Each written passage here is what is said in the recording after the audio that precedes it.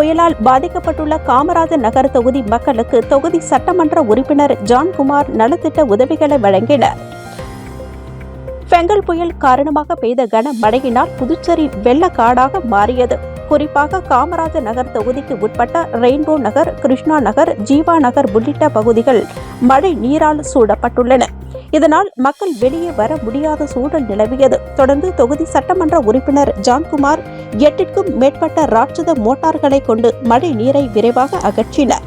இதனால் அந்த பகுதிகள் தற்போது இயல்பு நிலைக்கு திரும்பியுள்ளது. இதைத் தொடர்ந்து தொகுதி முழுவதும் நேற்று பால், பிரெட், உணவு ஆகியவற்றை சட்டமன்ற உறுப்பினர் ஜான்குமார் வழங்கினார். அதைத் தொடர்ந்து அனைத்து குடும்பத்தினருக்கும் உணவுப் பொருட்களை கொண்ட தொகுப்பினை வழங்கினார். தொழிலதிபர் மார்டினின் துணைவியார் தலைமையில் சட்டமன்ற உறுப்பினர் ஜான்குமார் முன்னிலையில் மார்டின் அறக்கட்டளை மூலம் காமராஜர் நகர் தொகுதி மக்களுக்கு நலத்திட்ட உதவிகள் வழங்கப்பட்டது. மேலும் மார்டின் மருத்துவக் கல்லூரி சார்பில் இலவச மருத்துவ முகாம் நடைபெற்றது. இதில் திரளான பொதுமக்கள் கலந்து கொண்டு பயன்பெற்றனர்.